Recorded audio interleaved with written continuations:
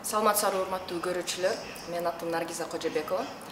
Биздин бүгүнкү темабыз дистанттык окутуу учурунда балага кантип мотивация берүү керек. Бүгүн бизде конокто психолог Нуриза Батырбекова. Нуриза ата-эненин жана баланын дистанттык окутууга кандай даярдык көрүш керек, сабырдуулукту кантип сакташ керек, баланын түшүнүп түшүнбөй жатканын кантип билиш керек деген суроолорго жооп берет. Саламатсыздарбы жолу эң негизгиси ошо баланын окууга даярдыгы эмне деген далилдеп алалы. Бул мектеп окуу программасынын баланын ден соолугуна, психикалык ден соолугуна, физикалык ден соолугуна зыян келтирбестен ийгиликтүү өздөштүрүү үчүн ошол эле баланын физикалык, эмоционалдык жана психологиялык жана социалдык өнүгүүсү болуп эсептелинет да. Мектепке даярдыкта дагы ар кандай түрлөрү бар. Бул физикалык даярдыгы, баланын дененин түзүлүшү, бой өскөнү, мээсинин калыптанышканы, ден соолугунун чындыгы, ошонун баардыгы ошол жакка кирет. Анан негизги эле бул психологиялык даярдыгы.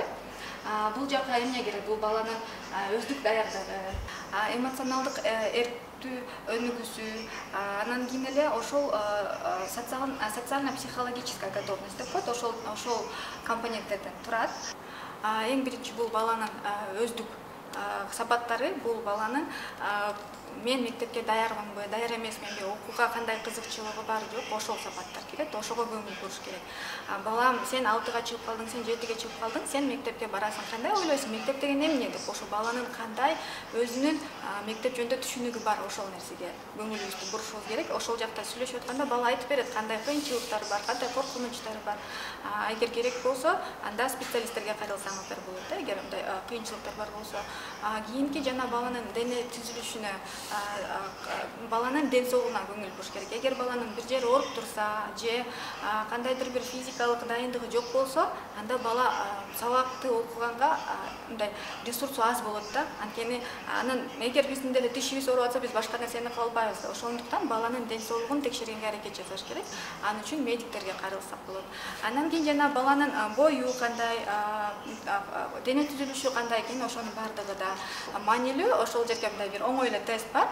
Эгер балаңыз 6-7 жашта болсо, мектепке барарда бул филиппинский тест деп коет. Баланын деп сурайлы да, колуңду берки кулагыңа жеткиздип, оң колуңду сол кулагыңа жеткиздип. Эгер баланын кулагы мындай колу жетсе кулагына, анда бул физикалык даярдыгы. Кээ бирки балдардын бою кичирээк болот, алардыкы жетпей бул жакка туруп калат да. Эгер мындай болсо, анда физикасына бир аз көңүл бурушубуз керек. Анан медиктер аркылуу сурасак болот, кандай кылсак болот, эмне кылсак болот. Ошондой эле жана эмоционалдык эрктүү сапаттары аябай маанилүү. Ал жакка эмне керек? Баланын жана сабак окуп атканда кызыкчылыгы кетип калат да, ошол кезде дагы өзүн мындай эрки менен ошонун аягына чейин отурганды билиш керек.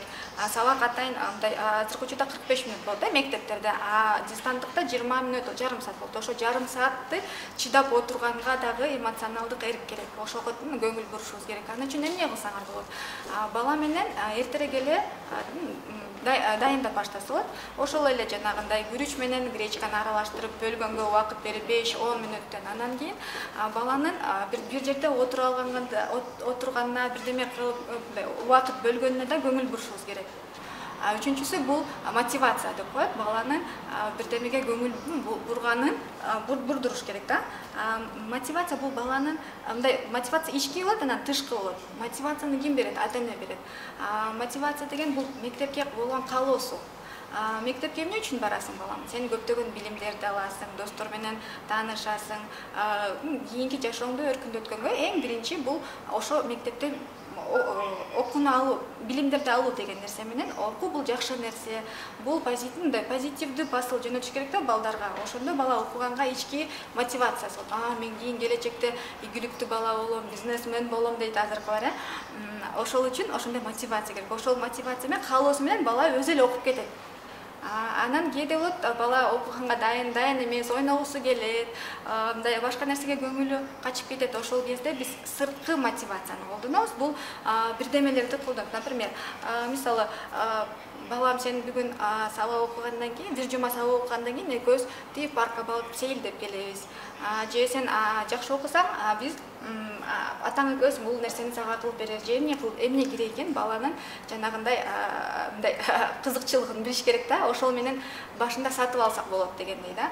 Бирок сырткы мотивацияны берип атканда дагы биз ички мотивациясын бекемдеп турушубуз керек да. Ал нерсе эмне менен балага эң негизгиси бул эмоция. Бала мен сен менен аябай сыймыктанам. Ошо эмоциональное подкрепление болуш керек. Ошол кезде внешний жана сырткы мотивация ички мотивацияга өтүп кетет да, анан бала өзү каалоосу менен окуп калат. Эгер бизде бирдемеге каалообуз болсо, анда бизди эч нерсе токтотпойт, эч нерсе бизге тоскоолдук бере албайт. Ошондуктан ошол нерсеге көбүрөөк көңүл бурушубуз керек. Баланын сабакты чындап түшүнбөй жатканын же жөн эле жалкоосу кармап атканын кантип түшүнсө болот?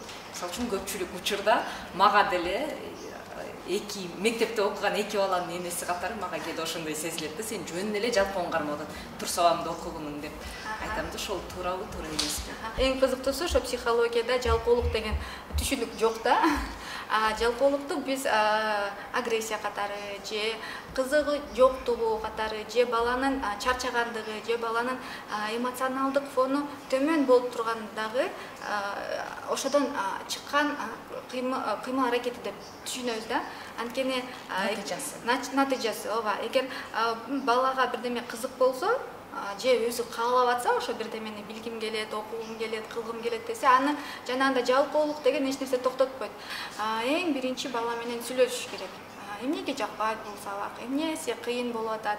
Ошол кезде бала айтып берет, эчекем айтканда мен жакшы укпай калам же түшүнбөй калам. Анан бала эгер бала гана эмес, чоң адам деле бир маалыматты алып атканда бир түшүнүксүз нерсени угуп калса, анда кийинки маалыматты алганда кыйын болуп калат. Ошону кайра айтып бергенге түшүнүүгө мындай тоскоолдук болот да. Ошондуктан баладан сураш керек. Эмне кыйын болуп атат? Сага кимдин жардамы керек? Канча убакыт керек деп. Анан бардык эле балдар 20 мүнөт же 30 мүнөт отуруп сабак окуганга даяр эмес да. Ошондуктан аны аз-аздан көндүрүш керек. Ошол жактан кызыктуу материалды кызыктуу бергенге, жанагындай туура жол алганды башка жолдорун да көргөзүп турсак, жанагындай чарчоосу же каалабагандыгы же жанагындай жалкоолугу азыраак болот.